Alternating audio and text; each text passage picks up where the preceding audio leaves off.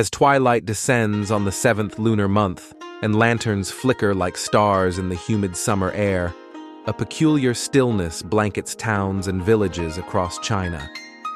It is a time when the living pause, bow low and light incense not for the gods, but for the forgotten dead. Food is laid out on streets and doorways, paper money burns in swirling golden embers, and priests chant sutras to a sky that seems to listen. It is the time of year when the gates of the underworld creak open, when the hungry ghosts return. This is the Hungry Ghost Festival, Zhongyuan Jie, one of the most hauntingly beautiful and deeply spiritual traditions in Chinese culture. Celebrated on the 15th night of the 7th lunar month, it is a day when the boundary between the worlds of the living and the dead dissolves, and ancestral spirits, as well as restless souls, are believed to roam freely among the living. But where does this festival come from? How did beliefs in the afterlife, ancestral obligation, and Buddhist hells converge into a tradition that has endured for over 2 millennia? To understand the Hungry Ghost Festival is to journey into the heart of Chinese metaphysics, where Confucian duty, Taoist mysticism, and Buddhist karma intertwine in a rich tapestry of ritual, fear, and reverence. Let us now step into this world, a world of wandering spirits and ancestral piety, of fire and offerings, of monks and mediums, and uncover the origins and meaning of the Hungry Ghost Festival, the night when the dead return. In ancient China, from the Shang dynasty circa 1600 to 1046 BCE onward, the line between the living and the dead was never absolute. The Shang kings consulted their ancestors through divination, burning oracle bones to seek their guidance. Ancestors were not truly dead. They were potent, influential presences in the lives of their descendants. Rituals served to nourish them, propitiate them, and maintain the harmony between the worlds. By the time of the Zhou dynasty, 1046 to 256 BCE, this ancestor worship had become a cornerstone of Chinese ritual life. Yet as time passed, new currents of thought reshaped the spiritual landscape. Confucianism, with its emphasis on filial piety, Xiao, reinforced the moral obligation to care for one's ancestors through ritual. Taoism added a cosmological dimension. The dead were not merely ancestors, but beings who traversed the realms of yin and yang, guided by cosmic forces. And then came Buddhism. Arriving in China during the Han Dynasty, 206 BCE, 220 CE, Buddhism introduced an entirely new vision of the afterlife: karma, samsara, reincarnation, and most crucially, hells. The Buddhist underworld was a place of judgment and suffering. Those who had committed grave sins, including neglecting their parents, were condemned to the hungry ghost realm, one of the 6 realms of existence. Here, they wandered in torment, consumed by insatiable hunger and thirst, unable to eat or drink. They were the preta, or in Chinese, egui. Over time, these views merged. The Chinese dead were no longer just honored ancestors. They could also become neglected ghosts, and these ghosts, if not properly appeased, could haunt the living, bringing misfortune, illness, and madness. Thus arose the need for a ritual of release, a festival of feeding, of remembering, of redemption. The Hungry Ghost Festival has its roots in both Chinese folk religion and Indian Buddhism. The key textual source for the Buddhist component is the Yulanpen Sutra, a scripture translated into Chinese during the 3rd century CE by the monk Dharmaraksa. It tells the story of Mulian, one of the Buddha's foremost disciples.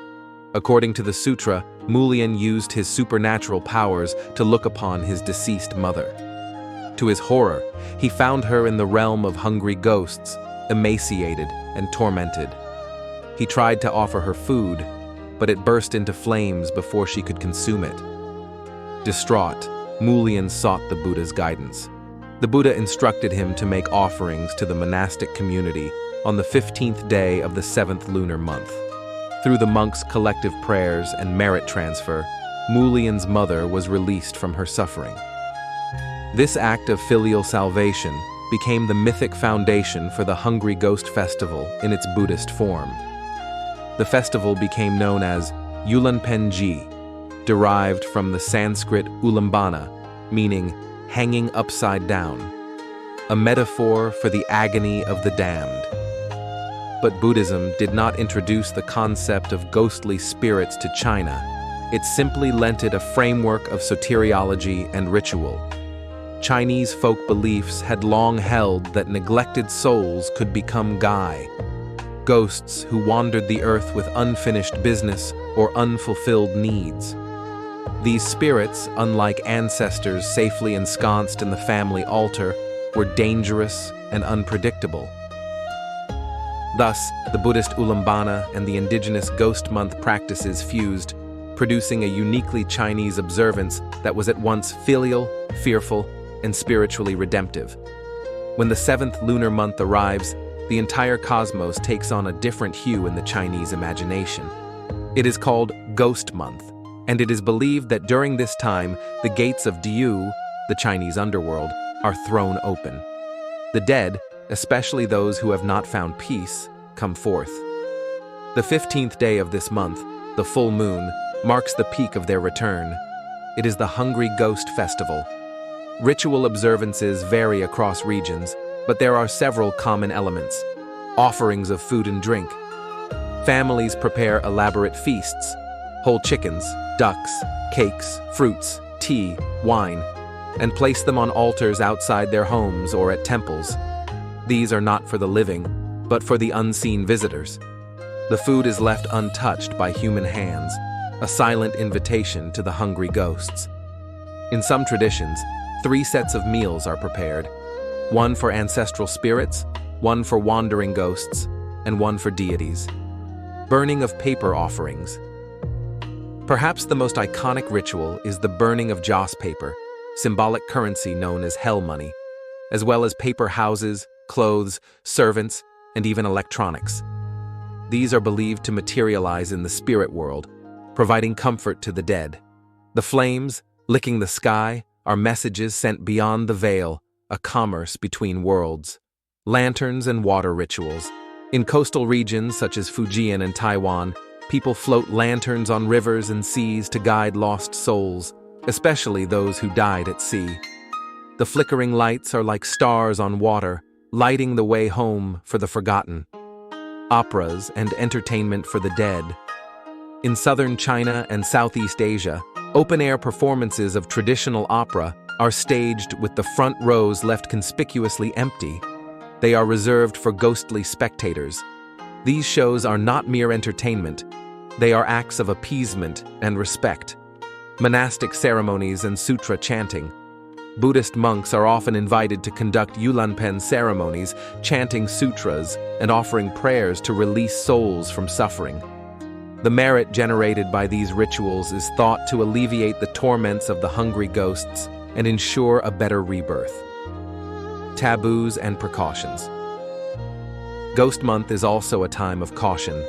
People avoid swimming for fear of being dragged under by spirits, weddings, moving house, or business deals.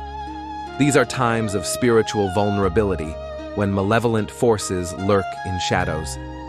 The Hungry Ghost Festival is as much about protection as it is about piety, a dance of reverence and fear.